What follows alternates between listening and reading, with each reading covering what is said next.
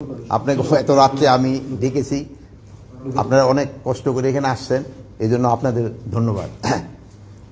আপনারা জানেন দেশের যে বিদ্যমান আইন শৃঙ্খলা পরিস্থিতি সম্বন্ধে আমরা পূর্ণ সজাগ এবং সচেতন। আপনারা জানেন যে আওয়ামী দোসররা তারা দেশকে অস্থিতিশীল করার জন্য সব ধরনের চেষ্টা করতেছে। যেহেতু তারা প্রচুর টাকা দেশ থেকে স্থানান্তর করেছে, ওই টাকা তারা এখন ব্যবহার করতেছে। এই টাকা ব্যবহার করে দেশকে একটা অস্থিতিশীল পরিস্থিতি করার চেষ্টা করতেছে। আমরা এইটা কোনো অবস্থায় করতে দিব না। আমরা যেভাবে হোক এটা প্রতিহত করব। দিনে রাত্রে যেখানে আমাদের বাহিনীর প্রয়োজন হবে তারা সেখানে যাবে এবং এটাকে প্রতিহত করবে। আপনারা জানেন, আমি আপনাদের সামনে দায়িত্বহীনভাবে বলতে চাচ্ছি, আমি এই আওয়ামী যারা এই কাজগুলি করতেছে তাদের আমি ঘুম হারাম করে দিব এবং তারা কোথাও কোনো স্থান পাবে না। দিনে রাতে যে জায়গায় হোক না কেন তাদের কোথাও কোনো স্থান হবে না। আর একটা আমি আপনাদের কাছে দায়িত্বহীনভাবে বলতেছি যে আমার বাহিনীকে আমি ইনস্ট্রাকশন দিয়েছি, তারা তাদের টহল কার্যক্রম আরও বৃদ্ধি করবে। আগামীকাল থেকে যেন কোথাও কোনো কিছু না ঘটে এই জন্য তারা ব্যবস্থা নেবে। এবং এই আমি বাহিনীর সবাইকে আমি এই ইনস্ট্রাকশন দিয়েছি এবং তারা এইটা ভালোভাবে কার্যকর করবে। এবং তারা যদি ভালোভাবে কার্যকর করতে না পারে তবে তাদের বিরুদ্ধে আমি একটা অ্যাকশন নেব। তা আপনারা দেশবাসীকে আশ্বস্ত করবেন, আইন শৃঙ্খলা পরিস্থিতি দিনে দিনে আরও উন্নতি হবে এবং এটা অবনতি হওয়ার কোনো সম্ভাবনা নাই। এবং দেশকে যারা অস্থিতিশীল করার চেষ্টা করতেছে তাদের কোনো অবস্থায় আমরা ছাড় দিব না। এই আওয়ামী দোসরদের আমরা কোনো অবস্থায় ছাড় দিব না। তাদের কাছে প্রচুর টাকা আছে, এই টাকা তারা বিভিন্ন জনের মধ্যে বিভিন্নভাবে ছড়াচ্ছে এবং দেশে একটা অস্থিতিশীল পরিস্থিতি চেষ্টা করতেছে, কিন্তু তারা কোনো অবস্থায় সাকসেস হবে না। এবং আমরা যেভাবে হোক আইন শৃঙ্খলা পরিস্থিতি দিনে দিনে উন্নতি করতে থাকবো। এবং এই যে ডেভিল হান্টের মাধ্যমে আমাদের কার্যক্রম অব্যাহত থাকবে এবং এই সন্ত্রাসীরা কোথাও কোনো জায়গায় ঘুমাতে যেন না পারে বা বসতে যেন না পারে, দাঁড়াতে যেন না পারে, এই ব্যবস্থা আমরা করব। মাননীয় উপদেষ্টা, আমাদের শেষ হয়েছে, আমরা প্রশ্ন করবো। হ্যাঁ বলেন। আচ্ছা, আপনি জানেন কি আজকেও দুটি ছিনতাইয়ের ঘটনা ঘটেছে এবং একজনকে একেবারে ওপেন ভাবে 4টি গুলি করে তার থেকে 160 ভরি স্বর্ণ ছিনতাই করার ঘটনা ঘটেছে। এগুলোর পেছনে কি আপনি সে আওয়ামী দোসরদেরই দেখছেন না অন্য কেউ এই সুযোগটি নিয়ে এই কাজটি করছে? কি মনে করছেন? এইটা ওই দোসররাই বেশি জড়িত। এইটা এলাকাটা হলো বনশ্রী এলাকা, যে এই ঘটনাটা ঘটছে এটা আমার নজরে আছে। এখানে ওই জায়গায় যে আমার আইন শৃঙ্খলা বাহিনীর যারা লোক আছে, আমি তাদেরও যদি কোনো গাফিলতি থাকে আমি তাদেরও আইনের আওতায় আনবো।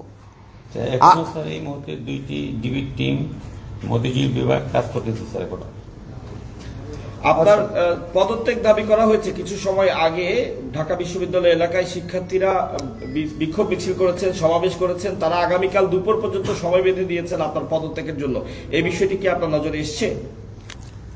এই আমার এই পদত্যাগের ব্যাপারে আজকে তো প্রথম না, মানে তারা আমার যেই কারণে পদত্যাগ করতে বলে ওই কারণগুলি যদি আমি উন্নতি করে দিতে পারি তো আর কোনো পদত্যাগের প্রশ্ন না। তারা চাচ্ছে আইন শৃঙ্খলা পরিস্থিতি উন্নতি। আমি আইন শৃঙ্খলা পরিস্থিতি যেন উন্নতি হয় আমি এই ব্যবস্থা করতেছি এবং এই আইন শৃঙ্খলা পরিস্থিতি আগের থেকে অনেক উন্নতি হয়েছে এবং এটা আরও উন্নতি হতে থাকবে। এই তো ডেভিল হান্টের অপারেশনের পর থেকে এখন পর্যন্ত প্রায় 8,500 কিলো গ্রেপ্তার হয়েছে আমরা দেখেছি। তারপরে আপনাদের একজন ঊর্ধ্বতন কর্মকর্তা কিন্তু বলেছে চাঁদাবাজি কমে গিয়েছে কিন্তু ছিনতাই চুরি বাড়ছে, যেটা প্রতিনিয়ত আমরা রাতে দেখি। এখন যাদেরকে গ্রেপ্তার করা হলো তা আসলে তারা কারা? আর এই যে রাতে প্রতিনিয়ত যে ঘটনা ঘটছে, শুধুমাত্র রাতেই নয় সারা দেশেই ঘটছে অপ্রীতিকর ঘটনাগুলো, তাদেরকে কেন গ্রেপ্তার করা হচ্ছে না? আপনি গ্রেপ্তার কিন্তু করা হচ্ছে, বা যে পরিমাণ গ্রেপ্তার করা উচিত হয়তো সেই পরিমাণ হয়তো হচ্ছে না। যেমন ধরেন এই বাসে ডাকাতির জন্য কিন্তু অলরেডি 3 জনকে কিন্তু সাভার থেকে গ্রেপ্তার করা হয়েছে। গ্রেপ্তার হচ্ছে এবং গ্রেপ্তার এটা চলতে থাকবে। মাননীয় উপদেষ্টা, আমরা প্রথমে আসলে সশস্ত্র বাহিনীকে আসলে যতটা সক্রিয় দেখেছি এখন আসলে হয়তোবা ওই উপস্থিতিটা আসলে দেখতে পাচ্ছি না, যে সেনাবাহিনীর প্রথম দিকে যে অভিযানগুলো ছিল, বিশেষ করে পরে নতুন সরকার আসার পরে শুরুর দিকে যে অভিযানগুলো ছিল, এখন আসলে এই মানে ব্যবধানটা কেন আসলে? এটার সাথে একটু যোগ করতে চাই, রাজুতে যেটা উত্থাপন করা হয়েছে আপনার পদত্যাগের সাথে, বলা হচ্ছে যে সেনাবাহিনীর যে ম্যাজিস্ট্রেসি পাওয়ার দেওয়া হয়েছে সেটা কি মানে পুরোপুরি কাজ করছে কিনা তারা জানতে চেয়েছেন। আমরাও একটু জানতে চাই সেটা আসলে কাজ করছে কিনা, সেটা কিভাবে কাজ করছে, কোন স্তরে কাজ করছে। ম্যাজিস্ট্রেরি পাওয়ার তাদের যে ক্ষেত্রে দেওয়া হয়েছে ওটা ঠিকভাবেই কাজ চলতেছে। এই যে দেখেন সেনাবাহিনীর অফিসারও কিন্তু এখানে আছে, তারাও কাজ করে যাচ্ছে, তারাও কাজ করছে, সবাই কাজ করতেছে দেখেই কিন্তু আমরা একটু আগের থেকে পরিস্থিতি একটু ভালোর দিকে গেছে। এটা আরও ভালোর দিকে যেন যায় আমরা চেষ্টা করব, এবং আমি এই ব্যাপারে আপনাদেরও একটু সহযোগিতা চাই। আপনারা কিন্তু সব ব্যাপারে আমাদের সহযোগিতা করে যাচ্ছেন, ভবিষ্যতে আপনারা আমাদের সহযোগিতা করতে যাবেন। যেমন আপনি এই বিদেশি প্রচার মাধ্যমে আমাদের সম্বন্ধে অনেক কিছু আজে বাজে লিখত, আপনারা কিন্তু এটা প্রতিবাদ করে এবং সঠিক সংবাদ দিয়ে কিন্তু আপনারা দেশকে বাঁচিয়েছেন এবং আমাদের উপকার করছেন। আপনারা ভবিষ্যতে এটাও করে যাবেন, আমি আশা করি। সাধারণের একটা কথা ছিল যেটা আপনার থেকে আমি উত্তর পাইনি, সেটা হচ্ছে অপারেশন ডেভিল হান্টার নামে কাদের গ্রেপ্তার করা হচ্ছে, এবং এখন পর্যন্ত কিন্তু আসলে এই অভিযানের পরবর্তীতে অপরাধগুলো অপকর্মগুলো আরো বেড়েই চলেছে। এই বিষয়টা যদি একটু ডেভিল হান্টের আওতায় সন্ত্রাসীদের গ্রেপ্তার করা হচ্ছে, যারা সন্ত্রাসী, যারা সন্ত্রাস কর্মকাণ্ডের সাথে জড়িত তাদেরই গ্রেপ্তার করা হচ্ছে। এখন এই যে একটা ঘটনা ঘটছে, এটা যেন কোনো একটা ঘটনা যেন না ঘটে, এই জন্য আমরা ব্যবস্থা নিব। শুরু থেকে আমরা বিভিন্ন ছিনতাইয়ের ঘটনা যা দেখেছি, যে মোটরসাইকেলে করে 3 জন বা 2 জন মিলে এসে তারা 3-4টি মোটরসাইকেল করে নিয়ে এসে ছিনতাই কাজটি করছে। তো এই মোটরসাইকেলে একাধিক ব্যক্তি চলাচলের ব্যাপারে এ ধরনের আলাদা কোনো নির্দেশনা কি আপনারা চিন্তা করছেন, দেবেন কিনা?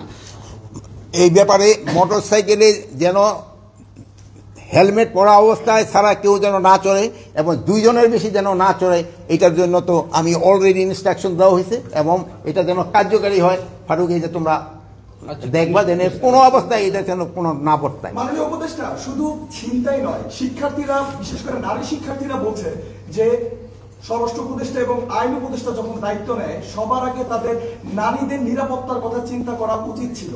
যে হারে ধর্ষণের সংখ্যা বেড়ে চলছে, তারা এটা নিয়ে উদ্বিগ্ন, এবং তারা বলছেন যে স্বরাষ্ট্র এবং আইন মন্ত্রণালয় থেকে তেমন কোনো উদ্যোগ নেওয়া হয়নি। কি বলবেন তাদের উদ্দেশ্যে? তাদের উদ্দেশ্যে বলবো, আমার মা বোনদের ভয়ের কোনো কারণ নেই, তাদের ব্যাপারে আমরা সব সময় কনসার্ন, এবং তাদের কোনো ধরনের যেন কোনো রকমের সমস্যা করতে না হয় এবারে আমরা সব সময় সজাগ আছি, এবং আইন শৃঙ্খলা বাহিনীও এই ব্যাপারে সব সময় সজাগ আছে। সবাই তো বলছে যে আপনার ব্যর্থতা আছে, আপনাকে পদত্যাগ করতে। আপনি কি আপনার নিজের ব্যর্থতা দেখেন, বা আপনি এতদিন পরও যে আইন শৃঙ্খলা বাহিনী সক্রিয় করতে পারেনি, আপনার নিজের ব্যর্থতা দেখেন কিনা? এটা ক্ষেত্রে আপনারাই বলতে পারেন, আইন শৃঙ্খলা বাহিনী আমি যে অবস্থায় নিয়েছিলাম ওই অবস্থার থেকে কি সক্রিয় হয়েছে কি হয় নাই, এ ব্যাপারে আপনারাই আমার থেকে আরো ভালো বলতে পারবেন। আমি কি অবস্থায় আইন শৃঙ্খলা বাহিনী ঢুকতে নিয়েছিলাম এটা জানেন। যে সময় আমি ঢুকতে পারিনি আইন শৃঙ্খলা বাহিনীর কাছে, আপনার পুলিশের অবস্থা কি ছিল, আনসারের অবস্থা কি ছিল, ওই অবস্থার থেকে কি উন্নতি হয়েছে কি হয়েছে না, এই ব্যাপারে আমি আপনাদের উপরে এই বিচার ছেড়ে দিলাম। আর আমি এখন আবার বলতেছি, আমি আপনাদের নিয়ে, জনগণকে নিয়ে যেভাবে হোক আইন শৃঙ্খলার পরিস্থিতি উন্নতি হইতেই হবে, এবং আল্লাহ দিলে আমরা করতে পারবো। আপনারা ভালো থাকেন, দোয়া করি। শুধু টেবিল হান্টের মধ্যে সীমাবদ্ধ থাকবে, নাকি চোর ছিনতাইকারীদের জন্য নতুন কোনো হান্ট আপনারা করবেন কিনা? চোর সন্ত্রাসী এদের জন্য সব সময় এই ডেভিল হান্ট থাক বা যাই থাক না কেন, তাদের জন্য কঠোর ব্যবস্থা সব সময় নেওয়া হবে।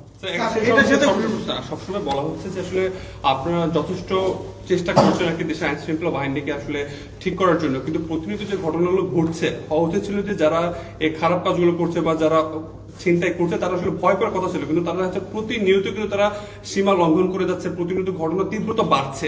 তো আসলে কোথায় সমস্যাটা? আপনি নির্দেশ দিচ্ছেন কিন্তু সন্ত্রাসী দেখা যাচ্ছে প্রতিনিয়ত তাদের যে ইনসিডেন্ট ঘটেই যাচ্ছে, তাহলে কাজটা আসলে মিসিংটা কোথায়, ল্যাকিংটা কোথায়? এটার সাথে আমি একটু বলি, আপনি ডেভিল হান্টের অপারেশন ঘোষণা করার পর থেকেই অপরাধের প্রবণতা বাড়তেই আছে।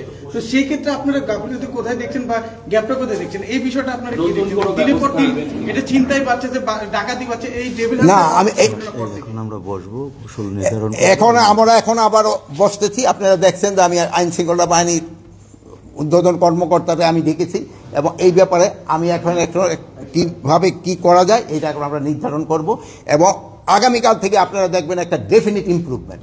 আপনারা ভালো থাকেন, দোয়া করি। আল্লাহ হাফিজ। রেজাউল ভাই